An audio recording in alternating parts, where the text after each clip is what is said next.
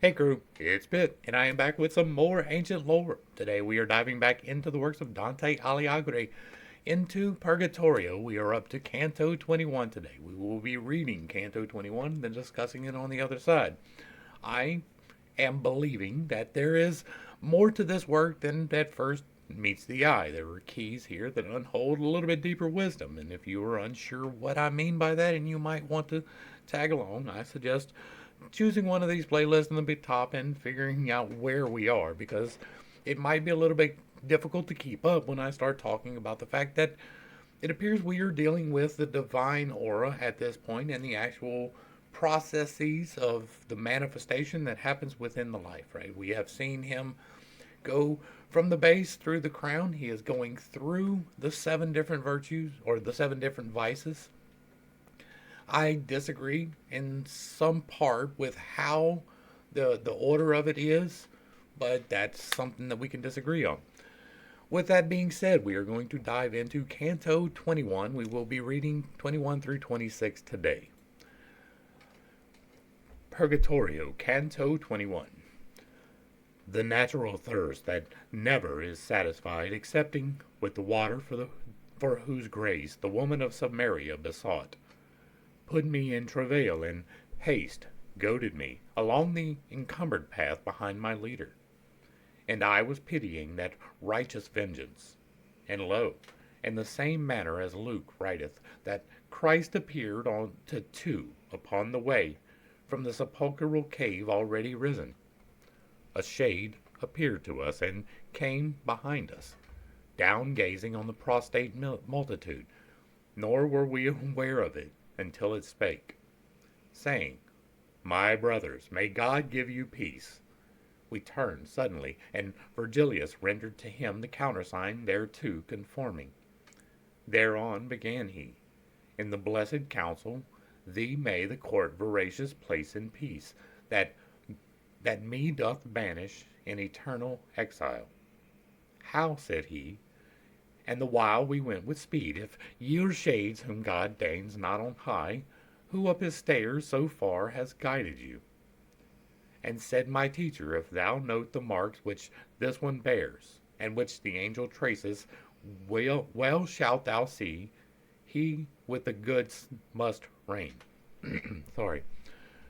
But because she who spinneth day and night for him had not yet drawn the distaff off, which Clotho lays for each one, and compacts. His soul, which is thy sister and my own, is coming upwards, could not come alone, by reason that it sees not our fashion. Whence I was drawn from out the ample throat of hell to be his guide, I shall guide him, as far on as my school has power to lead. But tell us, if thou knowest, why such a shudder erewhile the mountain gave, and why together all seemed to cry as far as its moist feet. In asking, he so hit the very eye of my desire, that merely with the hope my thirst became the less unsatisfied. Naught is there, he began, that without order may the religion of the mountain feel, nor aught that may be foreign to its custom. Free is it here from every permutation. What from itself heaven in itself receiveth, can be of this the cause, and naught beside. Because that neither rain, nor hail, nor snow, nor dew, nor hoar-frost any higher falls than the short little stairway of 3 steps. Dense clouds do not appear, nor rarefied, nor coruscation, nor the daughter of Thomas, that often upon earth her region shifts. No arid vapors any farther rises than to the top of the 3 steps I spake of, whereon the vicar of Peter has his feet. Lower down, perchance it tremble less or more, but for the wind that in the earth is hidden, I know not how, up here it never trembled. It trembles here whenever any soul feels itself pure, so that it soars or moves to mount aloft, and such a cry attends it. Of purity the will alone gives proof, which, being wholly free to change its convent, takes by surprise the soul, and helps it fly. First, it wills well, but the desire permits not, which just divine justice with the self-same will there was to sin, upon the torment sets. And I, who have been lying in this pain 500 years and more, but just now felt a free volition for a better seat. Therefore thou heardst the earthquake and the pious spirits along the mountain, rendering praise unto the Lord, that soon he speed them upwards. So said he to him, and since we enjoy as much in drinking as the thirst is great, I could not say how much it did me good. And the wise leader, now I see the net that snares you here, and how ye are set free, why the earthquakes, and wherefore ye rejoice. Now who thou wast be pleased that I may know, and why so many centuries thou hast here been lying. Let me gather from thy words. In days when the good Titus, with the aid of the supremest king, avenged the wounds whence issued forth the blood by Judas sold. Under the name that endures and honors was I on earth, the spirit made reply, greatly renowned, but not with fate as yet. My vocal spirit was so sweet that Rome, me, a Thaulusian, drew unto herself, where I deserved to deck my brows with myrtle. Statius, the people name me still on earth. I sang of Thebes, and then of great Achilles, but on the way fell with my second burden. The seeds unto my ardor were the sparks of that celestial flame which heated me, whereby more than 1,000 have been fired. Of the Aeonid I speak, which to me a mother was, and was my nurse in song. Without this weighed I not a drachma's weight. And to have lived upon the earth what time Virgilius lived, I would accept one son, more than I must issuing from my band. These words towards me made Virgilius turn, with looks that in their silence said, Be silent. But yet the power that wills cannot do all things. For tears and laughter are such pursuivants unto the passion from which each springs forth, and the most truthful, least they will follow. I only smiled as one who gives the wink, whereat the shade was silent, and it gazed into mine eyes, where most expression dwells, and said, As thou well mayest consummate a labor so great, it said, Why did thy face just now display to me the lightning of a smile? Now I am caught on this side and on that. One keeps me silent, and one conjures me, wherefore I sigh, and I am understood. Speak, said my master, and be not afraid of speaking, but speak out, and say to him what he demands with such solicitude. Whence I, Thou peradventure marvelest, O antique spirit, at the smile I give, but I will have more wonder seize upon thee. This one, who guides on high these eyes of mine, is that Virgilius, from whom thou didst learn to sing aloud of men and of the gods. If other cause thou to my smile imputest, abandon it as false, and trust it was those words which thou hast spoken concerning him. Already he was stooping to embrace my teacher's feet, but he said to him, Brother, do not, for shade thou art, and shade beholdest. And he, uprising, now canst thou the sum of love which warms me thee comprehend, when this our vanity I disremember, treating a shadow as a substantial thing. And so ends Canto 21, and I don't know that there's a whole lot really there for me to dissect. I would have to go back and reread the whole thing, but it seems to have something to do with the humility of Virgilius. It has to do with the history of Virgilius, which I am not familiar with, and I really need to be, I guess. But there's not a whole lot for me to add. Nothing jumped out at me as something, so I'm not going to try, right? I'm not forcing things. It's just what pops out to me is what we discuss. So next up, 22. Let's dive in and see what's up. Already was the angel left behind us, the angel who to the 6th round had turned us, having erased one mark from off my face, and those who have in justice their desire had said to us beati in their voices with Sitio, and without more ended it. And I, more light than through the other passes, went onward, so that without any labor I followed upward the swift-footed spirits. Now, let me stop because we did get the reference to the three steps, right? And we had three sins so far, and so that appears to be something. All right, that was the only thing really that stood out in that whole chapter. And I, more light than through the other passes, went onward, so that without any labor I followed upward the swift-footed spirits. When thus Virgilius began, the love, kindled by virtue, aye, another kindles, provided outwardly its flame appear. Hence from the hour that Juvenal descended among us into the infernal limbo, who made apparent to me thy affection. My kindliness towards thee was as great as ever bound one to an unseen person, so that these stairs will now seem short to me. But tell me, and forgive me as a friend, if too great confidence let loose the rein, and as a friend now hold discourse with me. How was it possible within thy breast for avarice to find place, mid so much wisdom as thou wast filled with by thy diligence? Some words excited Statius at first, somewhat to laughter.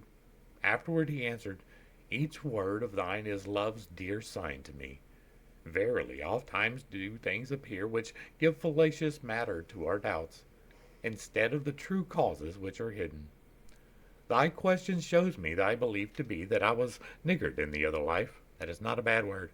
It may be from the circle where I was. Therefore, know thou that avarice was removed. Too far from me in this extravagance thousands of lunar periods have punished.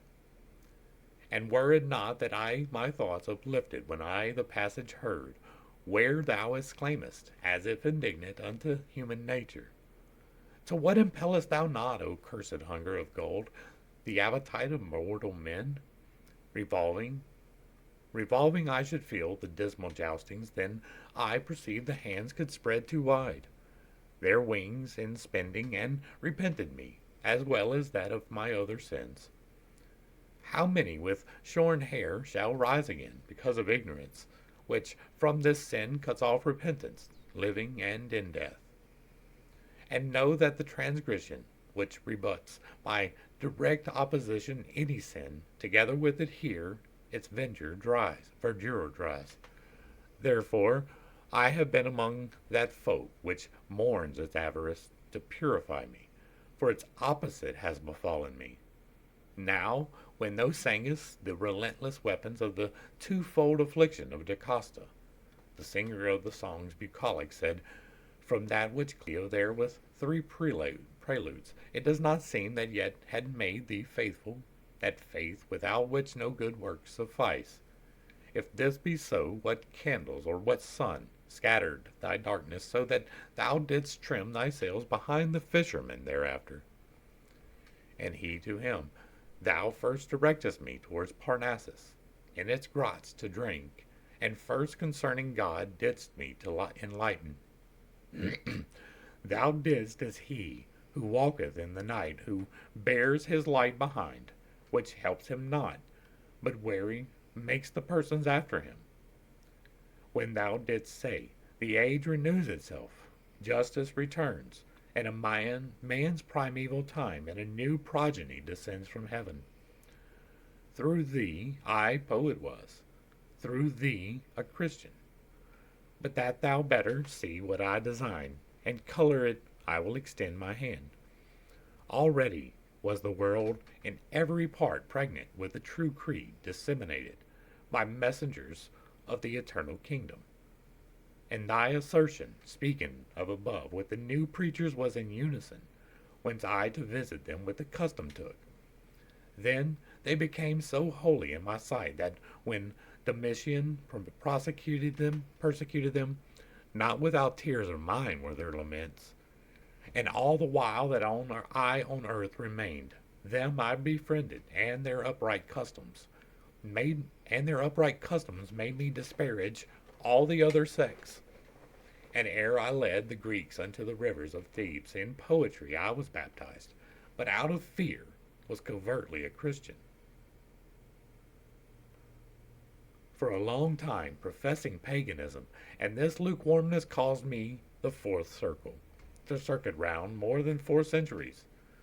Thou, therefore, who hast raised the covering, that hid from me whatever good I speak of, while in ascending we have time to spare, tell me, in what place is our friend Terentius, Caecilius, Plautius, Varro, and if thou knowest, tell me if they are damned, and in what alley?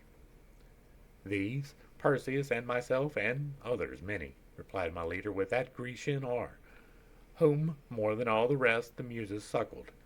In the first circle of the prison, blind, oft times we of the mountain hold discourse, which has our nurses ever with itself.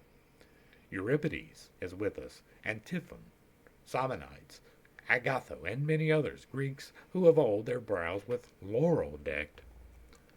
There some of thine own people may be seen, Antigone, Diaphil, and Nargia, and there Ismene, mournful as of old. There she is seen who pointed out Langia.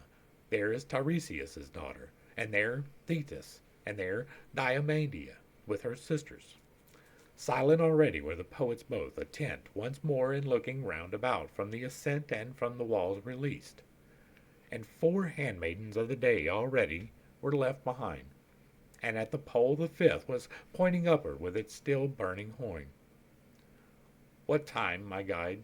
I think that towards the edge, our dexterous shoulders, it behooves us turn, circling the mount as we are wont to do. Thus, in that region, custom was our ensign, and we resumed our way with less suspicion for the assenting of that worthy soul. They in advance went on, and I alone behind them, and I listened to their speech, which gave me lessons in the art of song. But soon their sweet discourses interrupted a tree which midway in the road we found, with apples, sweet and grateful to the smell. And even as fir tree tapers upward from bough to bough, so downwardly did that, I think in order that no one may climb it. And on that side where our pathway was enclosed fell from the lofty rock a limpid water, and spread itself abroad upon the leaves. The poets, twain unto the tree, drew near, and from among the foliage a voice cried, Of this food ye shall have scarcity. Then said, more thoughtful Mary was of making the marriage feast complete and honorable, than of her mouth, for which now for you responds. And for their drink, the ancient Roman women with water were content, and Daniel disparaged food, and understanding won. The primal age was beautiful as gold. Acorns it made with hunger savorous, and nectar every rivulet with thirst. Honey and locusts were the ailments that fed the Baptist in the wilderness, whence he is so glorious and so magnified, as by the evangel is revealed to you. And so ends Canto 22, and this one's a history lesson, right? There's a lot of myths contained into this, and they're telling you that these people have been sorted into this particular region of Purgatory, which seems to... I'm not sure what exactly it's dealing with, right? There's no clear definition of any of the sins. One of the vices is defined, right? Diligence is the vice that's opposed to sloth, and so it leans me towards the solving of the sloth issue, which to me is a lot higher in the stack, but that's okay. It doesn't really matter which order you attack these things in at this point. So, but that's all I really got out of this one, right? There was a whole lot of take it on faith and do it on faith because people were fed and healed. There's a lot of listings of histories and mythologies that I'm just not familiar with enough to discuss at any length at all. And so, again, it's something that I'm going to have to research further. And this is a great source for that, but there's not really in this part in particular anything of note to me and as to what we have been discussing so far. Purgatorio, Canto 23. The while, among the verdant leaves leave mine, I riveted, as he is wont to do, who waste his life pursuing little birds. My more than father said unto me, Son, come now, because the time that is ordained us more usefully should be apportioned out. I turned my face, and no less in my steps, unto the sages, who were speaking so they made the going of no cost to me. And lo, were heard a song and a lament, Labia mea Domini, in fashion such that delight and dolence it brought forth. O my sweet father, what is this I hear? Began I, and he answered, Shades that go, perhaps the not unloosing of their debt, in the same way that thoughtful pilgrims do, who, unknown people on the road overtaking, turn themselves round to them and do not stop. Even thus, behind us, with a swifter motion, coming and passing onward, gazed upon us a crowd of spirits, silent and devout. Each in his eyes was dark and cavernous, pallid in face, and so emaciate that from the bones the skin did shape itself. I did not think that so the merest rind could Aristicon have been withered up by famine, when most fear he had of it. Thinking within myself, I said, Behold, this is the folk who lost Jerusalem when Mary made a prey of her own son. Their pockets were like rings without the gems. Whoever in the face of men reads Homo might well in these have recognized the M. Who would believe the odor of an apple beget longing, would consume them so, and that of water without knowing how? I was still wondering what so famished them, for the occasion not yet manifest of their emaciation and sad squalor. And lo, from out of the hollow of his head his eyes a shade turned on me, and looked keenly, then cried aloud, What grace to me is this? Never should I have known him by his look, but in his voice was evident to me that which his aspect had suppressed within it. This spark within me wholly re-enkindled my recognition of his altered face, and I recalled the features of Pharisee. Ah, do not look at this dry leprosy, entreated he, which doth my skin discolor, nor at the default of flesh that I may have, but tell me the truth of thee, and who are those two souls that yonder make for thee an escort? Do not delay in speaking unto me. That face of thine, which dead I once bewept, gives me for weeping now no lesser grief, I answered him, beholding it so changed. But tell me, for God's sake, what thus denudes you? Make me not speak while I am marveling, for ill speaks he who's full of other longings. And he to me, from the eternal counsel, falls power into the water and the tree behind us, left, whereby I grow so thin. All of this people who, lamenting, sing, for following beyond measure appetite, in hunger and thirst, are here re-sanctified. Desire to eat and drink enkindles in us the scent that issues from the apple tree, and from the spray that sprinkles over the verdure. And not a single time alone this ground encompassing is refreshed our pain. I say our pain, and ought to say our solace. For the same wish doth lead us to the tree, which led Christ rejoicing to say, Eli, when with his veins he liberated us. And I to him, Pharisee, from that day when for a better life thou changest worlds. Up to this time 5 years have not rolled round, and sooner were the power exhausted in thee of sinning no more than thee the hour surprised of that good sorrow which to God reweds us. How hast thou come up hitherward already? I ought to find thee down there underneath, where time for time doth restitution make.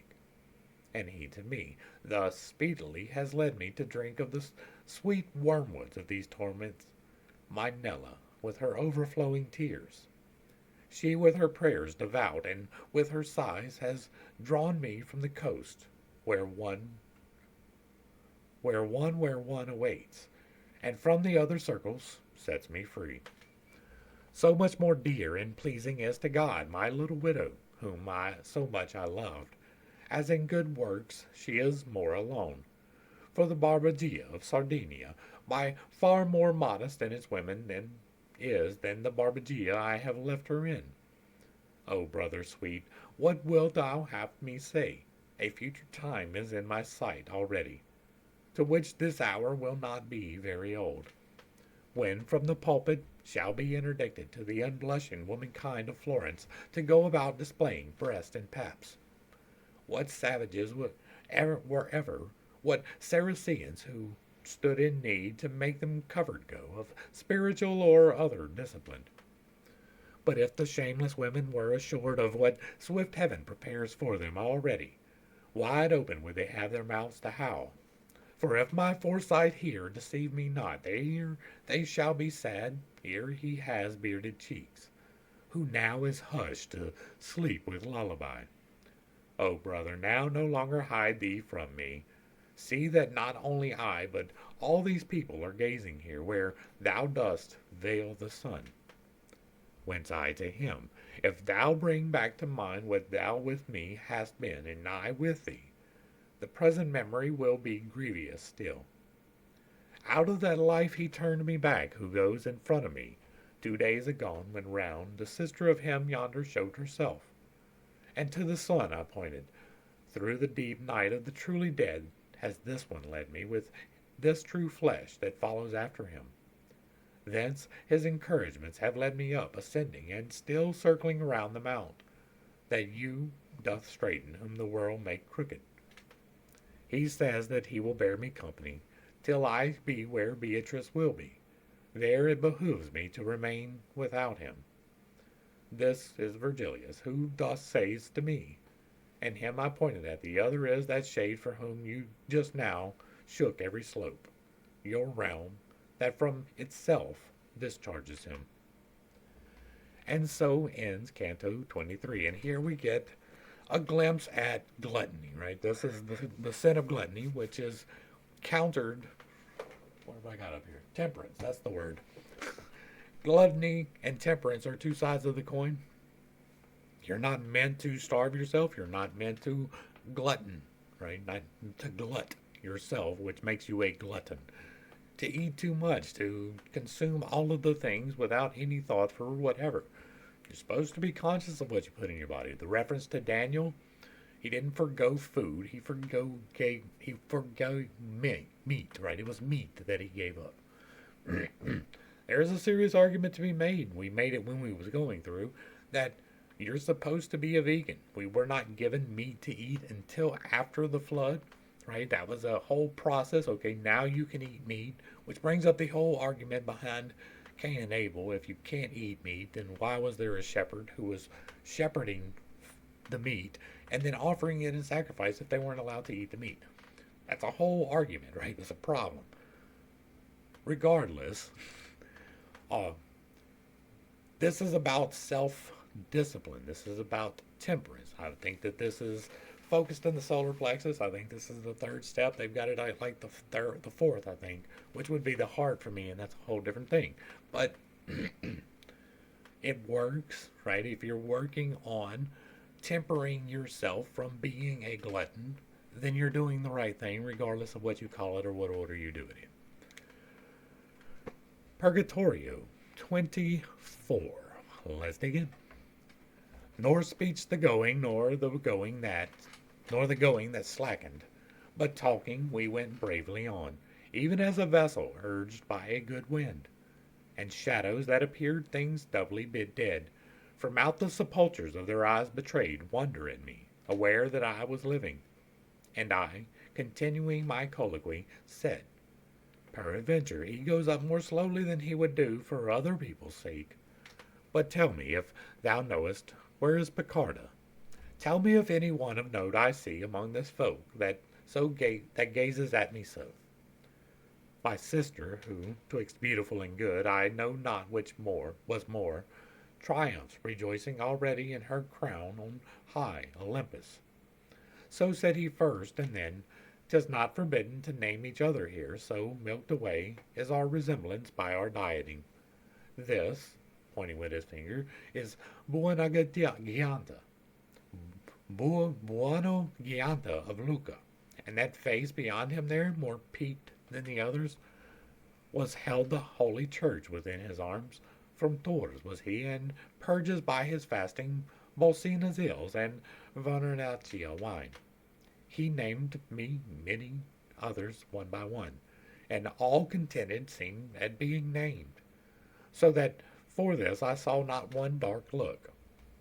I saw for hunger bite the empty air, Ubaladin Dalla Pila and Bonifice, who with his crooks had pastured many people.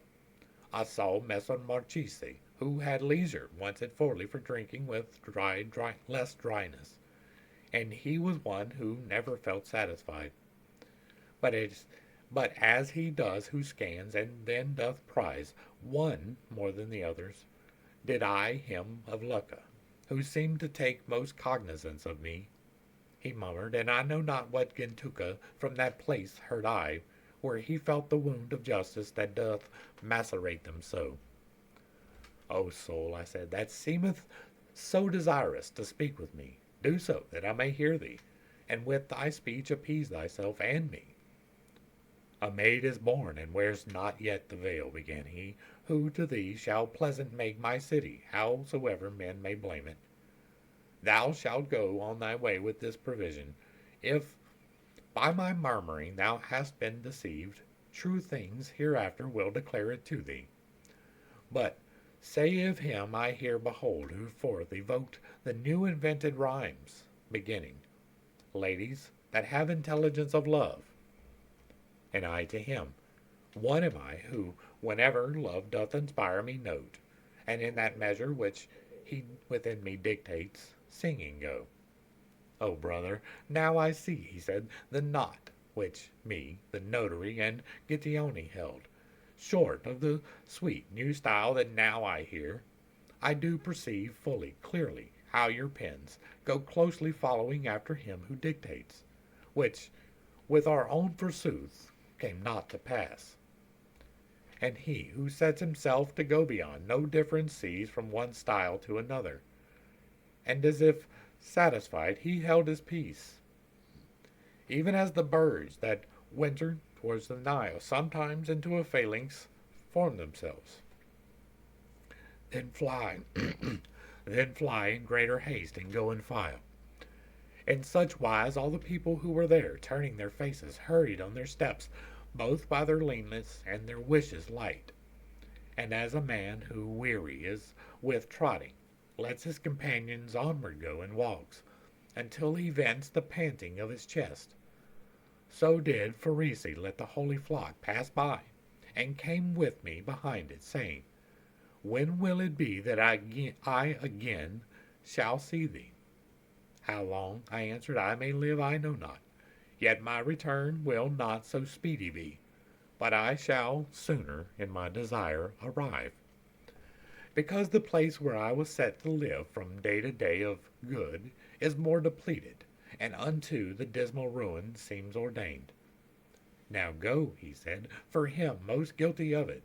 At a beast's tail, behold, I dragged along, towards the valley where is no repentance. Faster at every step the beast is going, increasing evermore until it smites him, and leaves the body vilely mutilated. Not long those wheels shall turn. He uplifted his eyes to heaven. Ears shall be clear to thee, that which my speech no farther can declare. That's interesting. Now, stay behind, because the time so precious is in this kingdom, that I lose too much by coming onward thus abreast with thee. As sometimes issues forth a gallop a cavalier from out a troop that ride, and seeks the honor of the first encounter. So he with greater strides departed from us, and on the road remained I with those two, who were such mighty marshals of the world. And when before us he had gone so far, mine eyes became to him such pursuivants, as was my understanding to his words. Appeared to me, laden with living boughs, another apple tree, and not far distant, from having but just then turned thitherward. People, I saw it, beneath it lift their hands, and cry I know not what towards the leaves, like little children, eager and deluded, who pray, and he they pray to doth not answer, but to make very keen their appetite, holds their desire aloft, and hides it not. Then they departed as if undeceived. And now we come into the mighty tree with which prayers and tears so manifold refuses. Pass farther onward without drawing near. The tree of which Eve ate is higher up, and out of that one this tree has been raised. Thus, said I, not knowing who among the branches were at Virgilius, Statius, and myself, went crowding forward on the side that rises. Be mindful, said he, of the accursed ones, formed of the cloud rack, who inebriate combated Theseus with their double breasts, and of the Jews who showed them soft in drinking, whence Gideon would not have them for companions, when he towards Midian the hills descended. Thus, closely pressed to one of the two borders, on passed we, hearing sins of gluttony, followed, forsooth, by miserable gains. Then, set at large upon the lonely road, 1,000 steps and more, we onward went, in contemplation, each without a word. What go ye thinking thus, ye three alone? Said suddenly a voice, whereas I started, as terrified and timid beasts are wont. I raised my head to see who this might be, and never in a furnace was there seen metals or glass were so lucent and so red. As one I saw who said, if it may please you to mount aloft, here it behooves you turn. This way goes he who goeth after peace. His aspect had bereft me of my sight, so that I turned back unto my teachers like one who goeth as his hearing guides him. And as the harbinger of early dawn, the air of May doth move and breathe out fragrance, impregnate with all the herbage and with flowers, so did I feel a breeze strike in the midst my front, and felt the moving of the plumes that breathed around an odor of ambrosia, and heard it said, Blessed are they whom grace so much illumes, and that the love of taste excites not in their breasts too great desire, hungering at all times as far as is just. And so ends Purgatory 24. And this one was the continuation of gluttony, right? This was the second temptation, and people are failing. All right, so they are in purgatory. They are aware of what the sin is. And then they get to the second tree, and they try. Not successfully, because apparently they are deceived into thinking there is actually fruit. And they are consuming this deception in a gluttonous manner. And so they have not yet quite learned the lesson from what I am ascertaining. That is my understanding. I would have to go back and read more. The bit about the beast was interesting, because anything about the beast naturally perks my ears, but it did not appear to be quite revelatory, right? So, Canto 25, and this is one we're going to wrap up on today, so this will be the last one. Canto 25. Now, was it the ascent no hindrance brooked, because the sun had his meridian circle, to Taurus left, and night to Scorpio? Wherefore, as doth a man who tarries not, but goes his way, whatever to him appear, if of necessity the sting transfix him. In this wise did we enter through the gap, taking the stairway, one before the other, which by its narrowness divides the climbers. And as with a little by its narrowness, so you can't go through if you're gluttonous. And with the little stork that lifts its wing with a desire to fly, and does not venture to leave the nest, and lets it downward droop, even such was I with the desire of asking, kindled and quenched unto the motion coming. He makes who doth address himself to speak. Not for our pace, though rapid it might be, my father sweet forbore, but said, Let fly the bow of speech thou to the barb hast drawn. With confidence I opened my mouth, and I began, How can one meager grow there where the need of nutriment applies not? If thou wouldst call to mind how Meleager was wasted by the wasting of a brand, This would not, he said, be to thee so sour.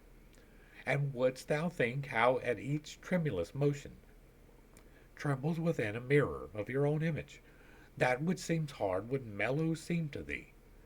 But that thou mayest content thee in thy wish, so Steady is here, and him I call and pray, he now will be the healer of thy wounds. If I unfold to him the eternal vengeance, responded Statius, where thou present art, be my excuse that I can not deny thee. Then he began, Son, if these words of mine thy mind doth contemplate and doth receive, they'll be the light unto the how thou sayest. The perfect blood, which never is drunk up, into the thirsty veins, and which remaineth like food that from the table thou removest, takes in the heart for all the human members, virtue informative, as being that which to be changed to them goes through the veins. Again, digest, descends to where 'tis better silent than to be say, and then drops thence upon another's blood in natural vase. They together with the other mingles, one to be passive meant, the other active, by reason of the perfect place it springs from, and being conjoined, begins to operate, coagulating first, then vivifying, what for its matter it had made consistent. The active virtue being made a soul, as of a plant, and so far different that this is on the way is, that arrived already, then works so much that now it moves and feels like a sea fungus, and then undertakes to organize the powers whose seed it is. Now, son, dilates, and now distends itself, the virtue from the generator's heart, where nature is intent on all the members. But how from animal it man becomes, thou dost not see as yet. This is a point which made a wiser man than thou once err, so far that in his doctrine separate he made the soul from possible intellect, for he no organ saw by this assumed. Open thy breast unto the truth that's coming, and know that, just as soon as in the fetus the articulation of the brain is perfect, the primal motor turns to it well pleased, and so great art of nature, and inspires a spirit new with virtue all replete, which what it finds there active doth attract into its substance, and becomes one soul, which lives and feels, and on itself revolves.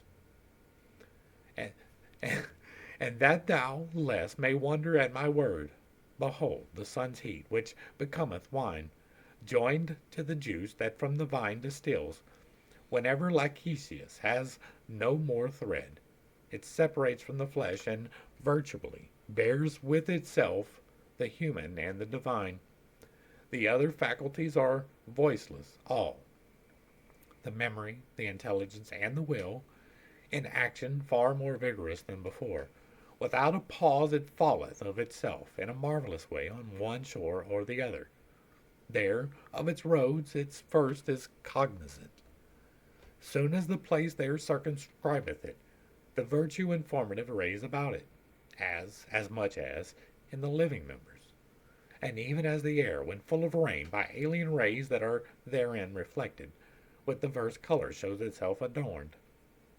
So there the neighbouring air doth shape itself into that form which doth impress upon it virtually the soul that has stood still, and then, in manner of the little flame which followeth the fire wherever it shifts, after the spirit followeth its new form, since afterwards it takes from this its semblance. It is called shade, and thence it organizes, thereafter every sense, even to the sight. Thence is it that we speak, and thence we laugh.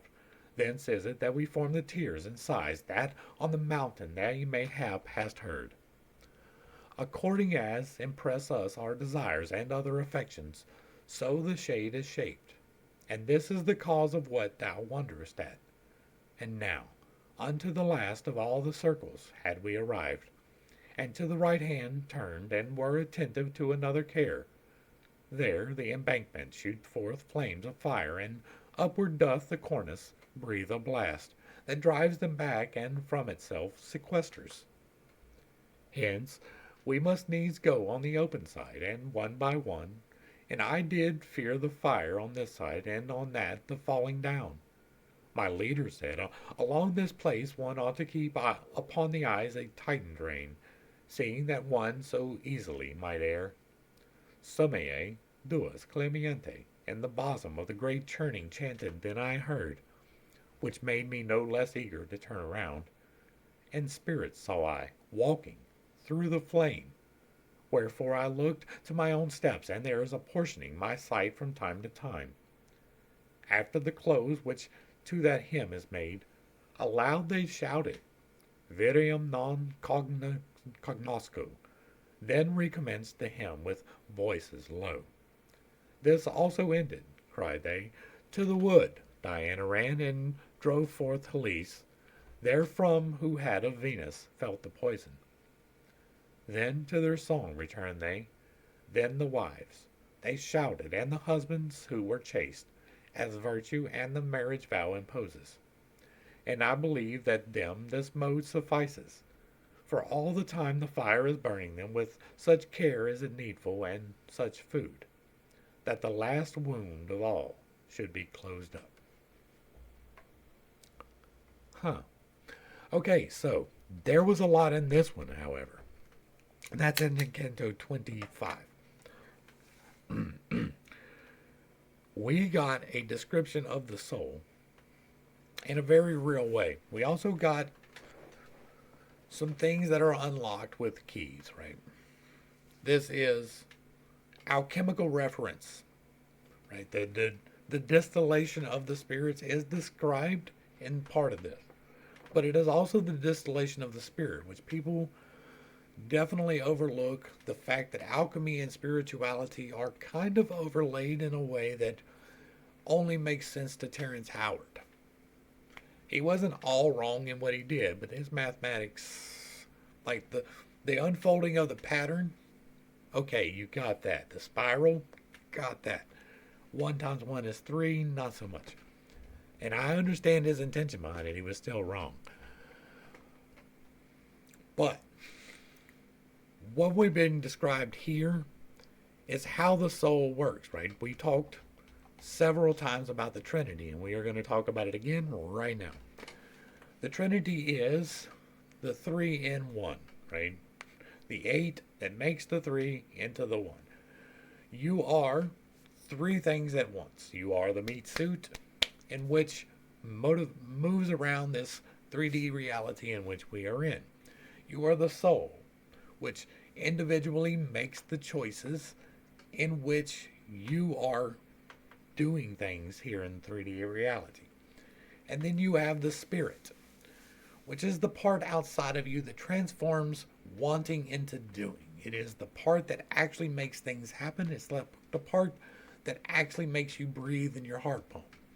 Now, what the question here was, how do they starve if they can't eat, if there is no nourishment coming in? Because it's not the food that does it.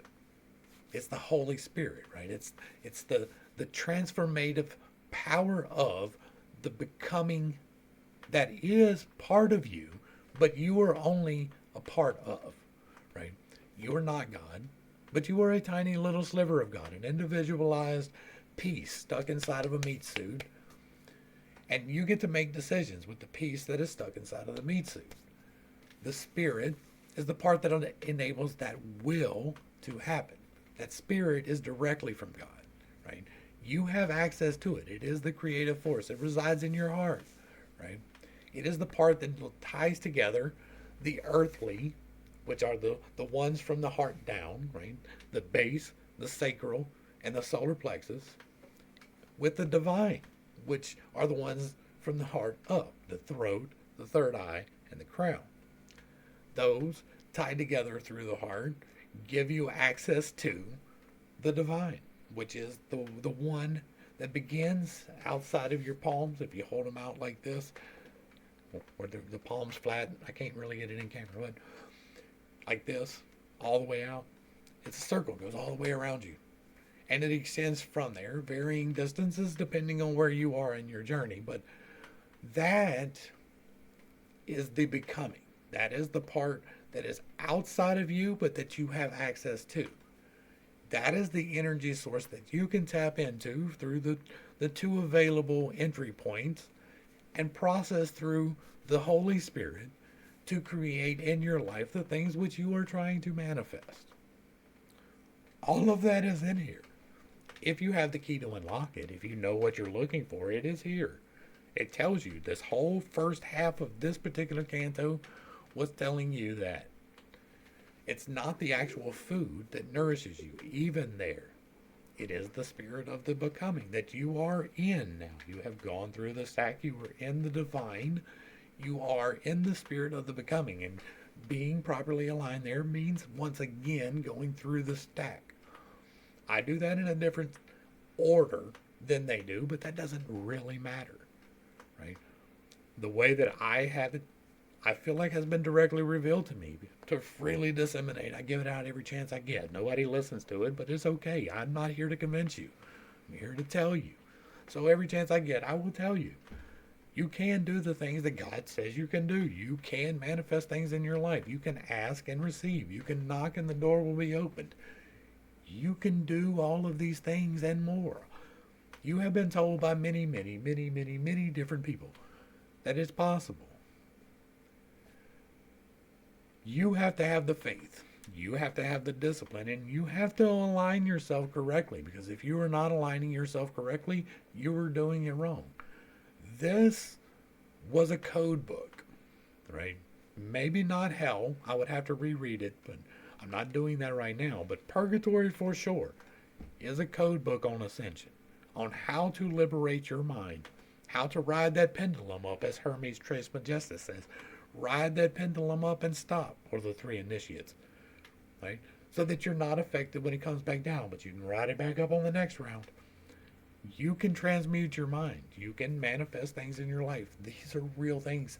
Direct energy manipulation within yourself, for sure, is a possibility. You don't have to believe me. I am okay with being crazy. That's where we're going to wrap this one up. Hopefully I brought a little bit of enlightenment and not too much confusion to somewhat difficult topics, right? The first few, well, I didn't have a whole lot to add, so I didn't. This one I do, so I do. Right? I don't talk about the things I don't know about. I talk about the things that I do. And the things that I talk about here, this in particular, has been directly revealed to me. I have been directly affected by it. I am literally manifesting healing in my own life. That is literally a thing that is happening to me. I am trying to give it to you free. You have to do the work. You have to invest your own energy in it. You have to take up the discipline. You have to work your own stack. But you can do these things too. It is not limited to me, for sure. I am definitely not a holy man. I understand that I hold some unconventional beliefs and that I have a tendency to step on toes when I do so. It is not intentional, but I do not apologize. If you like what I'm doing here, let me know down below. Give me a like, share, and a sub. Throw me a comment. Let me know if you agree. Let me know if you don't agree. If you really like what I'm doing, hit me with that super thanks. To the crew, thanks for hanging out. I appreciate every single minute that you are here with me, and I am praying for you every single day. Until next time, I love you. God loves you. You are perfect, whole, and complete, just the way that you are. And this has been Pitt State. Peace.